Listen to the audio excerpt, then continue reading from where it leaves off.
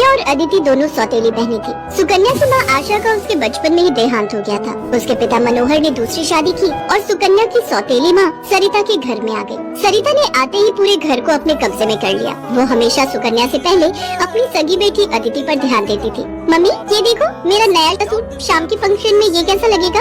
ये तो बहुत सुंदर लग रहा है, रानी लगेगी बिल्कुल मेरी बेटी। मम्मी वो सुकन्या को क्या दोगी पहनने के लिए? वो भी तो हमारे साथ शादी में जा रही है, पहन लेगी कुछ भी जो उसका मन होगा। मेरे पास इतने पैसे नहीं है कि मैं उसके लिए भी नया सूट खरीदूं। वैसे भी तुम्हारे पापा का अब इतना काम नहीं बचा। मेरे लिए तुम्हें नया सूट लेकर देना जरूरी था। बहुत लोग आएंगे वहाँ, क्या पता कोई तुम्हें अमीर घर का लड़का पसंद कर ले।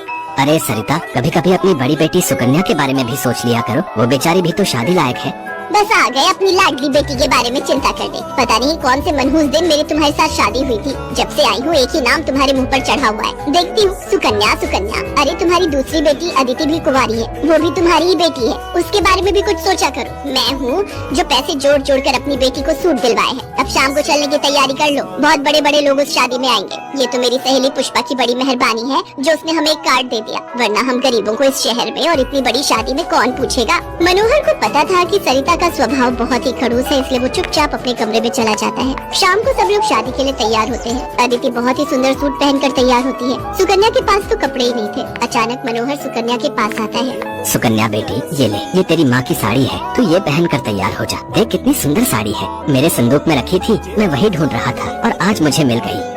पिताजी ये माँ की साड़ी सचमुच, ये साड़ी तो बहुत सुंदर है। शुक्रिया पिताजी, आज आपने माँ की ये साड़ी देखकर मुझे बहुत खुशी दी है। हाँ बेटी, अब ये साड़ी पहनकर जल्दी से तैयार हो जा, देखना तब से सुंदर लगेगी मेरी बेटिया। सुकन्या अपनी माँ की साड़ी पहनकर तैयार हो जाती है। सब लोग शादी में पहुँचते हैं। सरिता जानबूझकर अदिति को ही आगे कर रही थी ताकि वहाँ लोग अदिति को ही देखें। तभी एक बहुत ही बड़े परिवार के लड़के आशीष की नजर सुकन्या पर पड़ती है। सुकन्या बिल्कुल अकेली खड़ी थी। वो लड़का उसके पास आया और उससे बात करने लगा। हेलो, मेरा नाम आशीष है और आपका? जी मेरा नाम सुकन्या है। अच्छा नाम है आपका। वैसे आप यहाँ अकेली क्यों खड़ी हैं? चलिए ना, वहाँ डांस फ्लोर पर सब लोग डांस कर रहे हैं। आशीष को सुकन्या से बात करता देख सरिता आशीष के पास आती है। सुकन्या बेटा, तुम्हारे पापा तुम्हें बुला रहे हैं, इनके साथ अदिति डांस कर लेगी। अब हाँ, क्यों नहीं, प्लीज।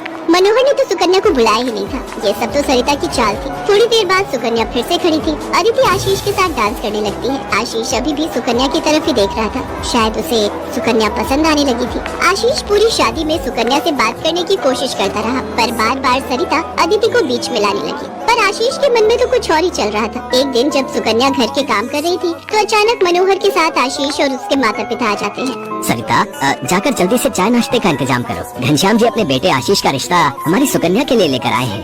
क्या सुकन्या के लिए आशीष का रिश्ता? ये कैसे हो सकता है? मनोहर की बात सुनकर सरिता चौंक जाती है। सुकन्या तो घर की झाड़ पोछ में मैले कुचैले कपड़ों में मानो ऐसी लग रही थी जैसे कीचड़ में कमल। वहीं अदिति सोफे पर आराम से बैठी थी। सब कुछ आशीष और उसके माता पिता के सामने था। सुकन्या बेटिया, जाओ जल्दी से तैयार हो जाओ। अदिति, जाओ अपनी दीदी को तैयार कर दो। कोई जरूरत नहीं है तुम्हें उसे तैयार करने की। तुम उसकी नौकर नहीं हो जो उसे तैयार करो, अपने आप हो जाएगी तैयार। ये रिश्ता उसके लिए आया है, अदिति उसकी नौकरानी नहीं है। अंदर चल रही सरिता और मनोहर की बातें थोड़ी थोड़ी आशीष और उसके माता पिता के कानों में आ रही थी, इसलिए मनोहर बाहर आ जाता है। मनोहर जी, हमारे बेटे आशीष को आपकी सुकन्या उस दिन बहुत पसंद आई थी और वैसे भी हम आशीष के लिए लड़की ढूंढ ही रहे थे, इसलिए अचानक ही आपको मैंने फोन मिला दिया। मेरी सुकन्या तो बहुत किस्मत वाली है जो आप जैसे इतने बड़े घर का रिश्ता उसके लिए आया, वरना हम तो, मैं आपको क्या ही कहूँ। घनश्याम जी, आपने सचमुच मुझ पर बहुत बड़ा उपकार किया है। नहीं नहीं मनोहर जी, इंसान दिल से अमीर होता है। आपने अपनी बेटी सुकन्या को जो संस्कार दिए हैं वो किसी धन दौलत से कम नहीं। तभी सुकन्या चाय नाश्ता लेकर आ जाती है। सुकन्या का रिश्ता पक्का हो जाता है। भाई साहब, हमें आपकी सुकन्या बहुत पसंद है। हम तो जल्द से जल्द शादी करके सुकन्या को अपने घर की बहू बनाकर ले जाना चाहते हैं। बस आप शादी की तैयारियां कीजिए। आशीष के माता पिता के मुंह से ये बातें सुनकर मनोहर की खुशी का ठिकाना नहीं था। सुकन्या आज एक बहुत बड़े घर की बहू बनने जा रही थी। आशीष के माता पिता रिश्ता पक्का करके चले जाते हैं। कुछ दिनों बाद सुकन्या की शादी की तारीख निकल आती है। सरिता, मैं देख रहा हूँ जब से सुकन्या की शादी पक्की हुई है तुमने सुकन्या से बात तक करना छोड़ दिया है। ये ठीक नहीं।